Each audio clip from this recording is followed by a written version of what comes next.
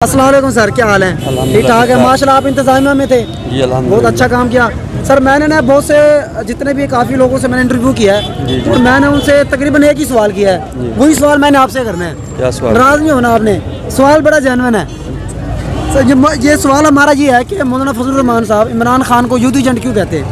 یہ سوال ہے صرف. اس لیے کہ ابھی تک آپ کو شک ہے.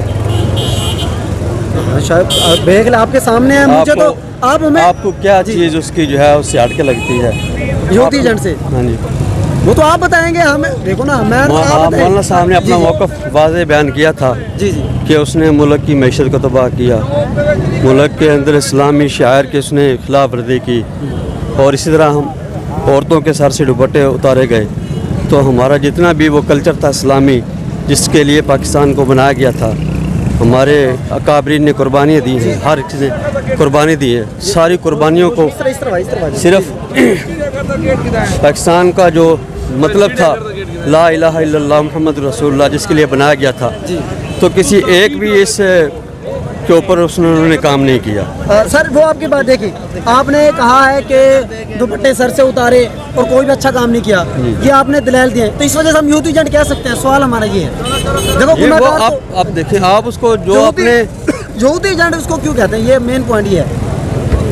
اب مولانا صاحب کے جتنے بھی اس کے حوالے سے جو آپ وہ کہتے ہیں تو وہ اس کے اوپر وہ دلائل بھی دیتے ہیں. جی جی وہ آپ ہمیں بتا دیں تاکہ جو ہمارے ناظرین ہیں ان کو پتہ چل جائے. آپ کو یہ بتا رہے ہیں نا کہ انہوں نے اسلام کے مطابق کوئی بھی جو وہ کام نہیں کیا، تو اس لیے انہوں نے جو بھی کیا پاکستان کی معیشت کو، سالمیت کو نقصان پہنچایا. ہمارے ملک میں نواز شریف آیا، پاکستان کی شناخت کو انہوں نے جو ہے جو صحیح. سر آپ کی ساری باتیں درست ہیں، وہ گناہ گار ہے، غلط کام کیا. ایسا سولڈ پوائنٹ بتائیں کہ جس کی وجہ سے ہم کہہ سکیں کہ واقعی عمران خان یہودی ایجنٹ ہے. دیکھیے پاکستان کی سالمیت کے وہ خلاف تھے. سالمیت کے خلاف ہے.